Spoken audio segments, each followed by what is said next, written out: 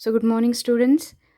ಈ ವಿಡಿಯೋ ಮಾಡ್ತಿರೋ ರೀಸನ್ ಏನು ಅಂದರೆ the mistakes what you have done in your answer sheets. So while you are writing the answers you have done the few mistakes. So ನೀವು ಎಲ್ಲೆಲ್ಲಿ ಮಾರ್ಕ್ಸ್ನ ಕಳ್ಕೊಂಡಿದ್ದೀರಿ ಅದರ ರೀಸನ್ ನಾನು ನಿಮಗೆ ಹೇಳ್ತೀನಿ. So there are few mistakes I wanted to explain you, okay, what you have done. So the first one is genus and species name. Okay, 3 ಕಡೆ ಈ ಜೀನಸ್ ಆ್ಯಂಡ್ ಸ್ಪೀಷೀಸ್ ನೇಮ್ನ ನೀವು ಮೆನ್ಷನ್ ಮಾಡ್ತೀರಿ ಕ್ವಶನ್ಸಲ್ಲಿ.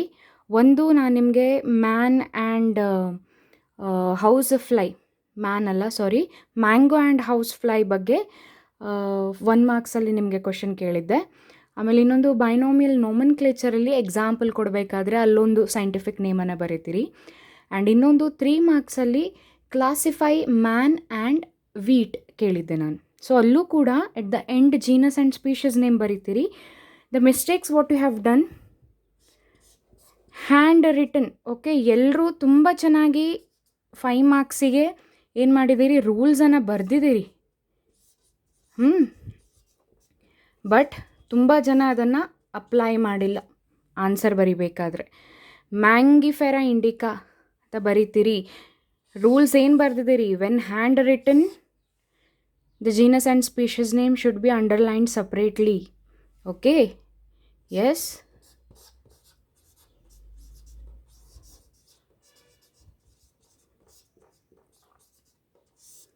ಹೌದಾ?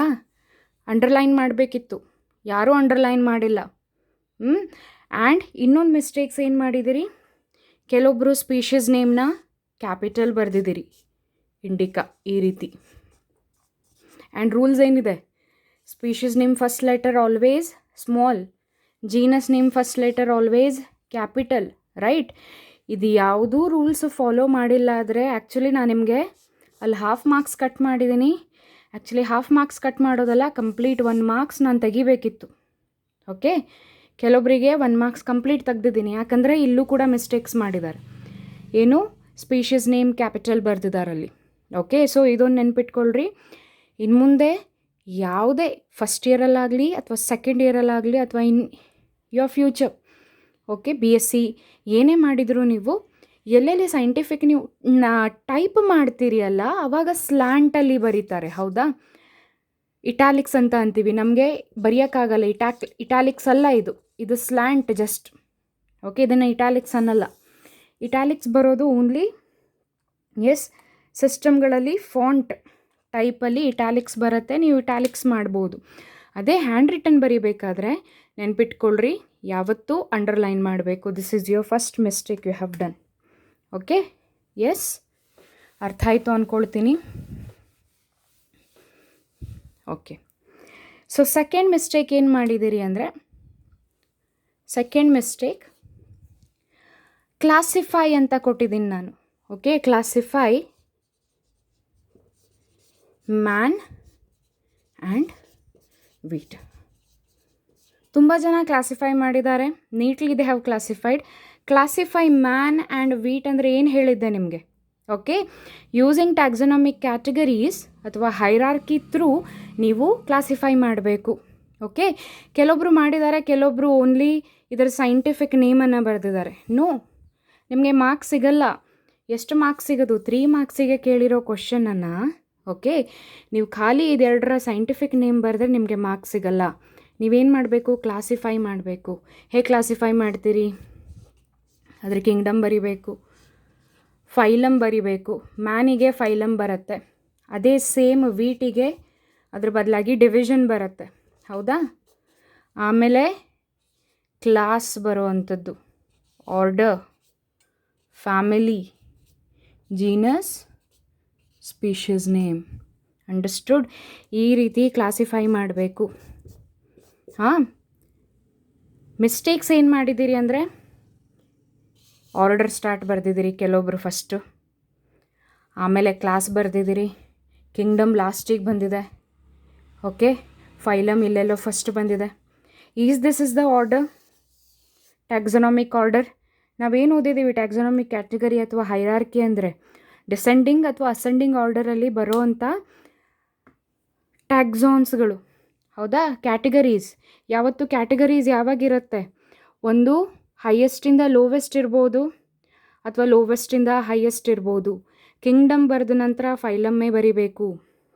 ಫೈಲಮ್ ನಂತರ class ಬರಿಬೇಕು compulsory. After class you need to write the order only. After order family, next genus and species. ಕೆಲವೊಬ್ರದ್ದಂತೂ sub order ಬಂದಿದೆ, sub family ಬಂದಿದೆ. ಓಕೆ, ನಾನು ಅದೆಲ್ಲ ನಿಮಗೆ ಬರೆಯೋಕ್ಕೆ ಹೇಳಿಲ್ಲ. ಏನು ಕೇಳಿದ್ದೀನಿ ಅದಷ್ಟೇ ಕರೆಕ್ಟಾಗಿ ಬರೀರಿ. Okay, what I have asked to write classification ಬರಿಬೇಕಾ? And I have told you already man, wheat, okay, house fly and mango. ಇದರ ಕ್ಲಾಸಿಫಿಕೇಷನನ್ನು ಪ್ರಾಕ್ಟೀಸ್ ಮಾಡ್ಕೊಳ್ರಿ. Exam point of view important ಅಂತ ಹೇಳಿದ್ದೀನಿ, ಹೌದಾ? ಸೊ ಇದನ್ನು ಬಿಟ್ಟು ನೀವು ಸಬ್ ಆರ್ಡರ್, ಸಬ್ ಕ್ಲಾಸ್ ಅಥವಾ ಸಬ್ ಫ್ಯಾಮಿಲಿ ಬರೆದ್ರಿ. ಇದನ್ನು ಆರ್ಡರ್ಲಿ ಬರೀಲಿಲ್ಲ.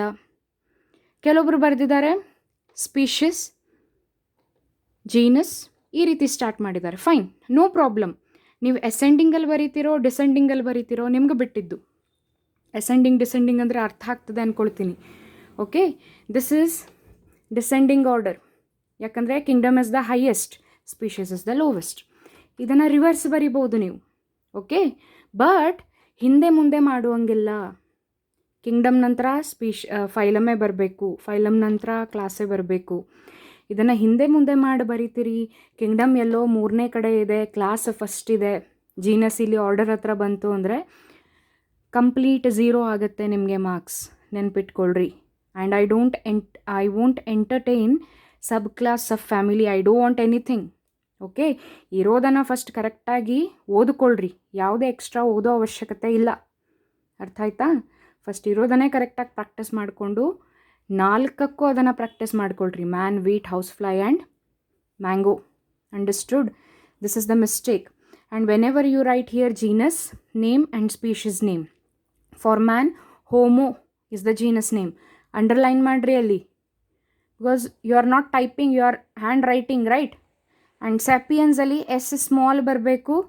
ಸ್ಯಾಪಿಯನ್ಸ್ ಬರೆದು ಅಲ್ಲಿ ಅಂಡರ್ಲೈನ್ ಮಾಡಬೇಕು. ಇಲ್ಲೂ ಕೂಡ ವೀಟಿಗೆ ಏನು ಟ್ರೈಟಿಕಮ್ is the genus name, underline. Astivum is the species name, underline. Understood? ಓದಿದಿರೋ ಇಲ್ವೋ? ಕೆಲವೊಬ್ಬರು ನೋಡಿದ್ದೀರಾ ವೀಡಿಯೋಸ್ನ? ನನಗೆ ಅನಿಸೋ ಪ್ರಕಾರ ವೀಡಿಯೋ ಸುಮ್ಮನೆ ನಾನು ಹೆಸರಿಗೆ ಹಾಕ್ತಿದ್ದೀನಿ ಅನಿಸ್ತಾ ಇದೆ. Okay, I am very angry with you all. ಕೆಲವೊಬ್ಬರು why? Because of you have done a silly mistakes. ಎಷ್ಟು ಹೇಳಿದರು? ಎಸ್, ವಿಡಿಯೋದಲ್ಲಿ ಕೊಟ್ಟಿದ್ದೀನಿ, ಅಲ್ಲಿ ಎಕ್ಸಾಂಪಲ್ಸ್ ಇದೆ, ಹೌದಾ, ಹೇಗೆ ಬರೆದಿದ್ದಾರೆ ಅಂತ. ವೆದರ್ ದ ಹ್ಯಾವ್ ಅಲ್ಲಿ ಮೆನ್ಷನ್ ಮಾಡಿದ್ನ ನಾನು ಸಬ್ ಫೈಲಮ್ಮು, ಸಬ್ ಫ್ಯಾಮಿಲಿ, ಸಬ್ ಕ್ಲಾಸ್ ಬಗ್ಗೆ. Okay, this is your another mistake. Okay, remember, ಕ್ಲಾಸಿಫೈನ ಪ್ರಾಪರಾಗಿ ಮಾಡಿರಿ. ಆಮೇಲೆ ಕೆಲವೊಬ್ಬರು ವೀಟ್ ಬಗ್ಗೆ ಎಕ್ಸ್ಪ್ಲನೇಷನ್ ಮಾಡಿದ್ದಾರೆ. ನಿಮಗೆ ಗೋಧಿ ಬಗ್ಗೆ ಎಕ್ಸ್ಪ್ಲನೇಷನ್ ಕೇಳಿಲ್ಲ ನಾನು, ಕ್ಲಾಸಿಫೈ ಮಾಡಿರಿ ಅಂದಿದ್ದು. Classify wheat, man. Okay, no need of explanation. ಗೋಧಿ ಹೆಂಗೆ ಕಾಣುತ್ತೆ, ಗೋಧಿ ಸೈಜ್ ಎಷ್ಟು, no. Okay, you are not small, you are first year. Understood? Yes. So next is so next mistake, that is difference. Whenever you write ಅಥವಾ difference between ಅಂತ question ಕೇಳಿದಾಗ, okay, to write the difference ಅಂತ ಕೇಳಿದಾಗ, ಇವಾಗ ಎಕ್ಸಾಂಪಲೇ ಹೇಳ್ತೀನಿ ನಾನು. Sexual and asexual ಅಂತ ಕೇಳಿದೆ. I don't need paragraph. Difference ಅಂದಾಗ ಪ್ಯಾರಾಗ್ರಾಫ್ ಬರಲ್ಲ. ಓಕೆ, ಡಿಫ್ರೆನ್ಸ್ ಅಂದಾಗ ಈ ರೀತಿ 2 ಕಾಲಮ್ಸ್ ಹಾಕ್ಕೋಬೇಕು. ಕಾಲಮ್ಸ್ ಹಾಕ್ಕೊಂಡು ಇಲ್ಲಿ ಯಾವ ಡಿಫ್ರೆನ್ಸಿಂಗ್ ಪಾಯಿಂಟ್ ಬರೆದಿರ್ತೀರಿ ಅದರ ಡಿಫ್ರೆನ್ಷಿಯೇಟಿಂಗ್ ಪಾಯಿಂಟ್ ಇಲ್ಲಿರಬೇಕು. ಇಫ್ ಸೆಕ್ಷುವಲಲ್ಲಿ involvement of both the parents ಅಂತ ಬಂದಾಗ ಇಲ್ಲಿ ಆ ಡಿಫ್ರೆನ್ಷಿಯೇಟಿಂಗ್ ಪಾಯಿಂಟ್ ಏನಂತ ಬರೀತೀರಿ? Involvement of single parent. If there is a fusion of gametes, here there is no fusion of gametes. Understood? ಇದನ್ನು ಡಿಫ್ರೆನ್ಸಿಯೇಷನ್ ಅಂತ ಅಂತೀವಿ. ಡಿಫ್ರೆನ್ಸನ್ನು ಈ ರೀತಿಲಿ ಬರಿಬೇಕು, ಪ್ಯಾರಾಗ್ರಾಫ್ಸಲ್ಲ. ಇದನ್ನು ನೆನ್ಪಿಟ್ಕೊಳ್ರಿ. ಇವಾಗ ಆಯಿತು, ಸೆಕೆಂಡ್ ಇಯರಲ್ಲಿ ಆಯಿತು. ಓಕೆ, ಯಾವಾಗ ಡಿಫ್ರೆನ್ಷಿಯೇಟಿಂಗ್ ಪಾಯಿಂಟ್ ಬರಿತೀರಿ ಈ ರೀತಿಲಿ ಬರಿಬೇಕು. ಈ ರೀತಿ ಕಾಲಮ್ ಹಾಕ್ಕೊಂಡು ಡಿಫ್ರೆನ್ಸ್ನ ಕರೆಕ್ಟಾಗಿ ಬರೆಯುವಂಥದ್ದು. This is your second mistake. ಕೆಲವೊಬ್ರು ಬರೆದಿದ್ದೀರಿ, ಬರ್ದವ್ರಿಗೆ ಹೇಳ್ತಿಲ್ಲ ನಾನು, ಯಾರು ಬರ್ದಿಲ್ಲ ಪ್ಲೀಸ್ ಅದನ್ನು ಅಳವಡಿಸ್ಕೊಳ್ರಿ. Okay, don't repeat such mistakes. Okay, so the next mistake,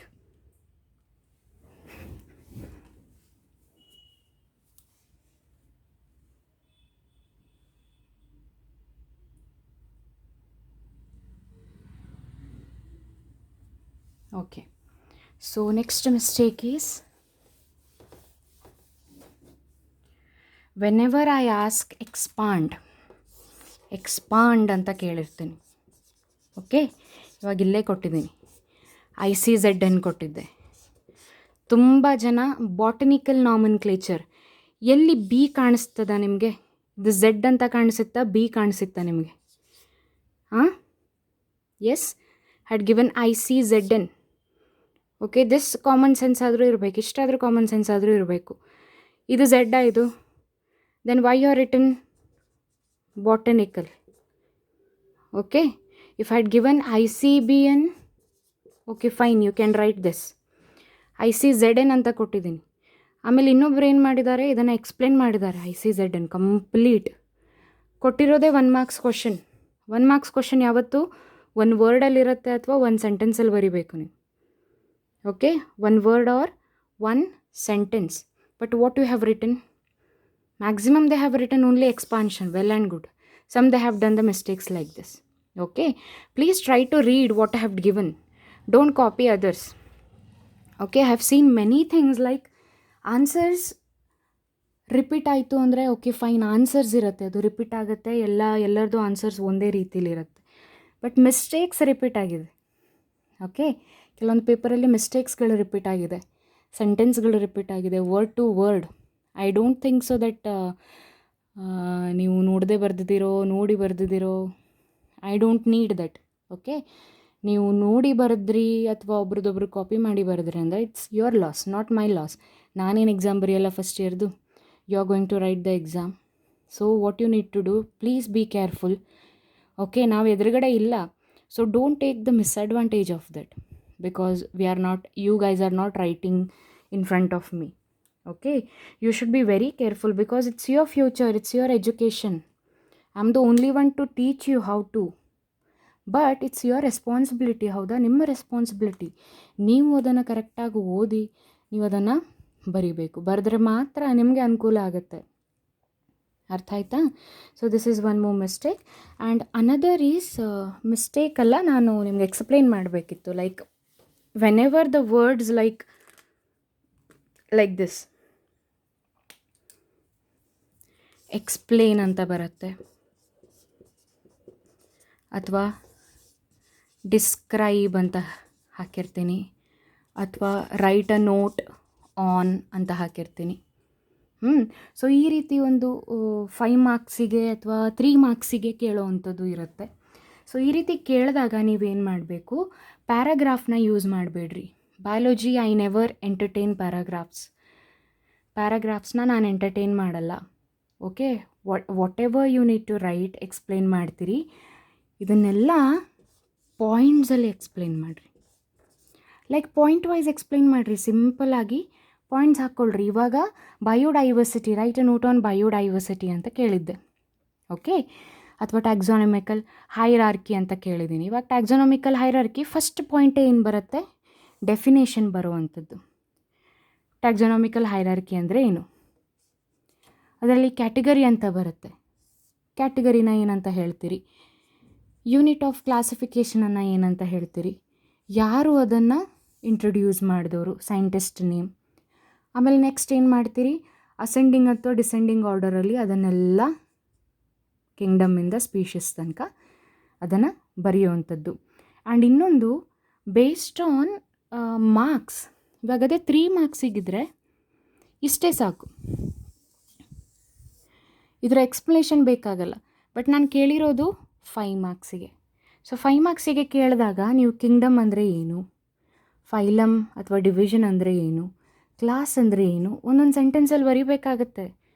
ಯಾಕೆಂದರೆ ಅದು 5 ಮಾರ್ಕ್ಸ್ 3 ಮಾರ್ಕ್ಸಿಗೆ ಅಥವಾ 2 ಮಾರ್ಕ್ಸಿಗೆ ಕೇಳಿರೋ ಕ್ವಶನ್ ಅಲ್ಲ. ಬೇಸ್ಡ್ ಆನ್ ಎಷ್ಟು ಮಾರ್ಕ್ಸಿಗೆ ಕೇಳಿರ್ತೀನಿ ಅಷ್ಟು ಪಾಯಿಂಟ್ಸನ್ನು ಬರೆಯುವಂಥದ್ದು ಬರೀಲೇಬೇಕು ನೀವು, ಇಲ್ಲಾಂದರೆ ನಿಮಗೆ ಕಂಪ್ಲೀಟ್ ಮಾರ್ಕ್ಸ್ ಸಿಗಲ್ಲ. ಕೆಲವೊಬ್ರಿಗೆ ನಾನು ಮಾರ್ಕ್ಸ್ ಯಾಕೆ ಕಟ್ ಮಾಡಿದ್ದೀನಿ ಅಂದರೆ, ಕೆಲವೊಬ್ರು ಇದನ್ನು ಮೆನ್ಷನ್ ಮಾಡಿಲ್ಲ ಅವರ ಆನ್ಸರಲ್ಲಿ, ಜಸ್ಟ್ ಸಿಂಪ್ಲಿ ಟ್ಯಾಕ್ಸಾನಮಿಕ್ ಹೈರಾರ್ಕಿ ಬಗ್ಗೆ ಎಕ್ಸ್ಪ್ಲೇನ್ ಮಾಡಿದ್ದಾರೆ. Okay, but this is important, ಈ ಪಾಯಿಂಟ್ ಇಂಪಾರ್ಟೆಂಟ್. ಯಾವುದ್ಯಾವುದು ಕ್ಯಾಟಗರೀಸ್, ಯಾವುದಕ್ಕೆ ಟ್ಯಾಕ್ಸನ್ ಅಂತಾರೆ, ಬ್ಯೂಟಿಫುಲಿ ಇನ್ನೊಂದು ಹೇಗೆ ಎಕ್ಸ್ಪ್ಲೇನ್ ಮಾಡ್ಬೋದು ಅಂದರೆ, ನೀವು ಹೇಗೆ ಇದನ್ನು ಬರೆದಿದ್ದೀರಿ ಇದ್ರ ಮುಂದೆ ಒಂದು ಎಕ್ಸಾಂಪಲ್ ನೀವು ಕೊಡ್ಬೋದಿತ್ತು ಯಾವುದಾದ್ರೂ. ಇವಾಗ ನಿಮಗೆ ಹ್ಯೂಮನ್ ಮ್ಯಾನ್ ಬಗ್ಗೆ ಕ್ಲಾಸಿಫಿಕೇಷನ್ ಗೊತ್ತು, ವೀಟ್ ಕ್ಲಾಸಿಫಿಕೇಷನ್ ಗೊತ್ತು, ಹೌಸ್ ಫ್ಲೈ, ಮ್ಯಾಂಗೋ ಕ್ಲಾಸಿಫಿಕೇಷನ್ ಗೊತ್ತು. ನಾನು ಎಕ್ಸ್ಪೆಕ್ಟ್ ಮಾಡ್ತಿದ್ದೆ ಯಾರಾದರೂ ಒಬ್ಬರಾದರೂ ಇದಕ್ಕೆ ಕರೆಕ್ಟಾಗಿ ಒಂದು ಕ್ಲಾಸಿಫಿಕೇಷನನ್ನು ಹಾಕಿ ಒಂದು ಎಕ್ಸಾಂಪಲ್. ಯಾಕಂದರೆ biology is meant of diagrams, is meant for diagrams and examples. ನೀವು ಬಯಾಲಜಿಲಿ ಪ್ಯಾರಾಗ್ರಾಫ್ಸ್ ಬರೆದ್ರೆ ನಿಮಗೆ ಮಾರ್ಕ್ಸ್ ಸಿಗಲ್ಲ, ಎಲ್ಲನೂ ಪಾಯಿಂಟ್ಸಲ್ಲಿ ಬರೀಬೇಕಾಗತ್ತೆ. ಪಾಯಿಂಟ್ಸಲ್ಲಿ ಹೇಗೆ ಬರೀಬೇಕು ಅಂದರೆ, ನೀಟಾಗಿ ಸ್ಟಾರ್ಟಿಂಗ್ ಡೆಫಿನೇಷನಿಂದ ಸ್ಟಾರ್ಟ್ ಆಗಿ ಎಂಡ್ ಎಕ್ಸಾಂಪಲಿಂದ ಎಂಡ್ ಆಗಬೇಕು. ಓಕೆ, ಸ್ಟಾರ್ಟಿಂಗ್ ಅದರ ಡೆಫಿನೇಷನಿಂದ ಸ್ಟಾರ್ಟ್ ಮಾಡ್ತೀರಿ, ಆನ್ಸರ್ನ ಹೆಂಗೆ ಎಂಡ್ ಮಾಡ್ತೀರಿ ಅಂದರೆ ಒಂದು ಬ್ಯೂಟಿಫುಲ್ ಎಕ್ಸಾಂಪಲಿಂದ. ಅರ್ಥ ಆಯ್ತಾ? ಸೊ ಎಲ್ಲದಕ್ಕೂ ಡಿಸ್ಕ್ರೈಬ್ ಅಂತ ಕೇಳಿದಾಗೂ ಅದರ ಅಳತೆ ಮೇಲೆ, ಇವಾಗ 3 ಮಾರ್ಕ್ಸಿಗೆ ಇದನ್ನು ಕೇಳಿದಾಗ, ಇವಾಗ ಬಯೋಡೈವರ್ಸಿಟಿ 3 ಮಾರ್ಕ್ಸಿಗೆ ಕೇಳಿದ್ದೆ ನಾನು, ಏನೇನು ಬರಿಬೋದಿತ್ತು? 3 ಮಾರ್ಕ್ಸ್ ಅಂದರೆ ಒಂದು 6 ಪಾಯಿಂಟ್ಸ್ ಇಂಪಾರ್ಟೆಂಟ್ ಪಾಯಿಂಟ್ಸ್, 5 ಮಾರ್ಕ್ಸ್ ಅಂದರೆ ಒಂದು 10 ಇಂಪಾರ್ಟೆಂಟ್ ಪಾಯಿಂಟ್ಸ್, 2 ಮಾರ್ಕ್ಸ್ ಅಂದರೆ ಒಂದು 4 important points. So like this ನಾವು ಎಕ್ಸ್ಪೆಕ್ಟ್ ಮಾಡ್ತೀವಿ ಇವ್ಯಾಲ್ಯುಯೇಟರ್ಸ್. ಓಕೆ, ಆನ್ಸರನ್ನು ಚೆಕ್ ಮಾಡೋರು. 2 ಮಾರ್ಕ್ಸಿಗೆ ಇವಾಗ ಜನರಲ್ ಕ್ಯಾರೆಕ್ಟರಿಸ್ಟಿಕ್ಸ್, ಇವಾಗ ಲಿವಿಂಗ್ ಆರ್ಗ್ಯಾನಿಸಮ್ಸ್ನ ಪ್ರಾಪರ್ಟೀಸ್ನ ಮೆನ್ಷನ್ ಮಾಡಿ ಅಂದಿದ್ದೆ ನಾನು. 4 ಕರೆಕ್ಟಾಗಿ ಮೆನ್ಷನ್ ಮಾಡಿದರೂ ಸಾಕಾಗಿತ್ತು. ಕೆಲವೊಬ್ಬರು ಮಾಡಿದ್ರು beautifully, they have mention these are the properties of living organisms. ಯಾವುದು 4 ಪಾಯಿಂಟ್ ಹಾಕಿ 4 ಮೆನ್ಷನ್ ಮಾಡೋದು. ಅದೇ ನಾನು ಬೈನಾಮಿಯಲ್ ರೂಲ್ಸ್ ಅಂತ ಕೇಳಿದ್ದೆ, ಹೌದಾ, 5 ಮಾರ್ಕ್ಸಿಗೆ ಕೇಳಿದ್ದೆ. 5 ಮಾರ್ಕ್ಸಿಗೇನು, ಸ್ಟಾರ್ಟಿಂಗ್ ಲ್ಯಾಟಿನ್ ವರ್ಡಿಂದ ಡಿರೈವ್ ಆಗಿದೆ ಅನ್ನೋ ಪಾಯಿಂಟಿಂದ ಹಿಡಿದು ಎಂಡಿಗೆ ಏನು ಮಾಡಬೇಕು, ಸೈಂಟಿಸ್ಟ್ ನೇಮಿಂದ ಎಬ್ರಿವೇಟೆಡ್ ಫಾರ್ಮ್ ಈ ರೀತಿ ಎಂಡ್ ಮಾಡಬೇಕು. ಕೆಲವೊಬ್ರು ಈ ಪಾಯಿಂಟ್ನ ಬರೀಲೇ ಇಲ್ಲ, ಸೈಂಟಿಸ್ಟ್ ನೇಮನ್ನು ಎಬ್ರಿವೇಟೆಡ್ ಫಾರ್ಮಲ್ಲಿ ಅಟ್ ದ ಎಂಡ್ ಮೆನ್ಷನ್ ಮಾಡ್ತಾರೆ ಅನ್ನೋದು. ಓಕೆ, ಕರೆಕ್ಟಾಗಿ ಈ ಥರ ಮಾಡಿರಿ.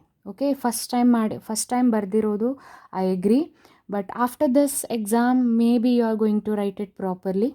ಓಕೆ, ಪ್ರಾಪರಾಗಿ ಯಾವತ್ತೂ ನೋಡಿರಿ, ನಾನು ಎಕ್ಸ್ಪೆಕ್ಟ್ ಮಾಡ್ತೀನಿ ಡೈಗ್ರಾಮ್ಸ್ ಕಡೆ ಡೈಗ್ರಾಮ್ಸ್ನ with neat label diagrams, and ಎಲ್ಲೆಲ್ಲಿ ಎಕ್ಸ್ಪ್ಲನೇಷನ್ ಅಂತ ಕೊಟ್ಟಿರ್ತೀನಿ, ಡಿಸ್ಕ್ರೈಬ್ ಅಥವಾ ರೈಟ್ ಅ ನೋಟ್ ಆನ್ ಅಂತ ಕೊಟ್ಟಿರ್ತೀನಿ ಅಲ್ಲ, ಅಲ್ಲಿ ನಾನು ಪಾಯಿಂಟ್ಸ್ನ ಎಕ್ಸ್ಪೆಕ್ಟ್ ಮಾಡ್ತೀನಿ. ಪ್ಯಾರಾಗ್ರಾಫ್ಸಲ್ಲಿ ಬರೆದ್ರೆ ನಾನಿನ್ನು ಮುಂದೆ ಚೆಕ್ ಮಾಡಲ್ಲ, ನೆನ್ಪಿಟ್ಕೊಳ್ರಿ.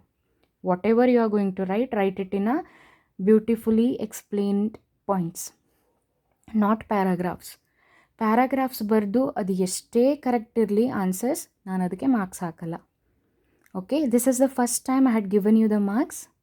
Okay, in the next time, from the next time, what you do, whatever the explanation, if it is for 3 marks, no, at least write 6 points along with the example. If it is for 5 marks, 10 points along with the examples. ಅಥವಾ ಇವಾಗ ನೋಡ್ರಿ, rules of binomial ನಾಮನ್ಕ್ಲೇಚರ್ 5 ಮಾರ್ಕ್ಸಿಗೆ ಕೇಳಿದಾಗ ma'am ಇರೋದೇ 6 points ಇದೆ, 10 ಹೇಗೆ ಬರೆಯೋದು? 6 ಇತ್ತು ಅಂದರೆ 6 ಬರೀರಿ. ಓಕೆ, ಇವಾಗ ಕೆಲವೊಂದು ಕ್ಯಾರೆಕ್ಟರಿಸ್ಟಿಕ್ಸ್ನ ಎಕ್ಸ್ಪ್ಲೇನ್ ಮಾಡ್ತೀರಿ, ಇವಾಗ ಮುಂದೆ ಎಕ್ಸ್ಪ್ಲೇನ್ ಮಾಡಬೇಕು. ಇವಾಗ ನೋಡ್ರಿ, ಬಯಾಲಜಿಕಲ್ ಕ್ಲಾಸಿಫಿಕೇಷನಲ್ಲಿ ಕಿಂಗ್ಡಮ್ ಮೊನೆರಾ ಜನರಲ್ ಕ್ಯಾರೆಕ್ಟರಿಸ್ಟಿಕ್ಸ್ ಕೇಳಿದ್ರೆ ನೀವು 10ಕ್ಕೂ ಜಾಸ್ತಿ ಪಾಯಿಂಟ್ಸನ್ನು ಬರೀಬೋದು. ಬಟ್ 5 ಮಾರ್ಕ್ಸಿಗೆ 10 ಪಾಯಿಂಟ್ಸ್ ಇನಫ್ ಇರುತ್ತೆ, important 10 points along with the examples ಅಷ್ಟೇ ಬರೀರಿ. ಅರ್ಥ ಆಯ್ತಾ? Don't do mistakes next time. Cyclic test 2ದಲ್ಲಿ ನಾನು ನೋಡ್ತೀನಿ ಹೇಗೆ ಮಾಡ್ತೀರಿ ಅಂತ. ಓಕೆ, ಸೋ ಫಾರ್ ಎಲ್ಲೆಲ್ಲಿ ನೀವು ಮಾರ್ಕ್ಸ್ ಕಳ್ಕೊಂಡಿದ್ದೀರಿ ಅನ್ನೋದು ಈ ವಿಡಿಯೋದಿಂದ ನಿಮಗೆ ಗೊತ್ತಾಗುತ್ತೆ. Okay, so please don't repeat such silly mistakes. Answer ಬರೀಬೇಕಾದ್ರೆ ಕರೆಕ್ಟಾಗಿ ನೋಡ್ಕೊಂಡು, ಯಾಕಂದರೆ ನಿಮ್ಮ ಪೇಪರ್ ಕೂಡ ಹೊರಗಡೆ ಇವ್ಯಾಲ್ಯೂಯೇಷನಿಗೆ ಹೋಗುತ್ತೆ. ಓಕೆ, ಇವ್ಯಾಲ್ಯೂಯೇಟ್ ಮಾಡೋರು they expect some points to write it properly. So if you have not written such points, they won't give you the marks. So while writing, practice how to write, how to answer, the way of answering. ಈ ಎಷ್ಟೇ ನೀವು ಓದಿದ್ರು ಇವಾಗ ಎಕ್ಸಾಮಲ್ಲಿ ನೀವು correct points ಹಾಕಿ ನೀವು ಅದನ್ನು ಮಾಡಿಲ್ಲ ಅಂದರೆ ಏನು ಯೂಸ್ ಹೇಳ್ರಿ. ಲೈಕ್ ಹೆಂಗೆ ನೀವು ಮನೇಲಿ ಯಾವುದೋ ಒಂದು ಡ್ಯಾನ್ಸ್ ಕಾಂಪಿಟೇಷನ್ ಅಥವಾ ಸಿಂಗಿಂಗ್ ಕಾಂಪಿಟೇಷನಿಗೆ ಪ್ರಾಕ್ಟೀಸ್ ಮಾಡ್ತಿರ್ತೀರಿ, ಕಂಪ್ಲೀಟ್ ಡೇ ಪ್ರಾಕ್ಟೀಸ್ ಮಾಡಿದ್ದೀರಿ ಅಂತ ತಿಳ್ಕೊಳ್ರಿ, ಫುಲ್ ಪರ್ಫೆಕ್ಟ್ ಆಗಿದ್ದೀರಿ. ಪರ್ಫಾರ್ಮ್ ಮಾಡೋ ಟೈಮಿಗೆ ಮಿಸ್ಟೇಕ್ಸ್ ಮಾಡಿದ್ರೆ ಜಡ್ಜ್ ಅವ್ರಿಗೆ ಹೇಳೋಕ್ಕಾಗತ್ತಾ, ಇಲ್ಲ ರೀ ನಮ್ಗೆ ಮಾರ್ಕ್ಸ್ ಕೊಡ್ರಿ, ನಾನು ಹಿಂದಿನ ದಿನ ತುಂಬ ಪ್ರಾಕ್ಟೀಸ್ ಮಾಡಿದ್ದೆ ಅಂತ? ಇಲ್ಲ. ಯಾವುದ್ರ ಮೇಲೆ ನಿಮ್ಮನ್ನು ಎಕ್ಸಾಮಿನ್ ಮಾಡ್ತಾರೆ ಅವರು? The time when you perform in front of them. If you are not performed well, they are not going to give you the marks, right? In the same way, ನೀವು ಎಷ್ಟೇ ಪ್ರಾಕ್ಟೀಸ್ ಮಾಡಿರಿ, ಏನೇ ಮಾಡಲಿ, exam ಟೈಮಲ್ಲಿ ನೀವು ಪ್ರಾಪರಾಗಿ ಅದನ್ನು execute ಮಾಡಿಲ್ಲ ಆದರೆ you will lose the marks. Okay, maybe I can give you my students ಅಂತ ಹೇಳಿ ನಾನು ನಿಮಗೆ ಮಾರ್ಕ್ಸ್ ಕೊಡ್ಬೋದು. ಅದೇ ಆ್ಯನ್ಯುವಲ್ ಎಕ್ಸಾಮಲ್ಲಿ ನಿಮ್ಮ ಪೇಪರ್ಸ್ ಹೊರಗಡೆ ಹೋಗಬೇಕಾದ್ರೆ whether they will give you the marks? No, they will see how you have written the answers. Based on the answers they will examine you, not on your names. Okay, understood? I know you all are good. Some polishing you guys are needed. So for cyclic test 2 I'll see about all this. ನಾನು ಎಲ್ಲ ಥರದ್ದು questions ಕೊಟ್ಟು ನಿಮ್ಗೆ ನೋಡ್ತೀನಿ. I'll see how you are going to write the second test. Okay, thank you.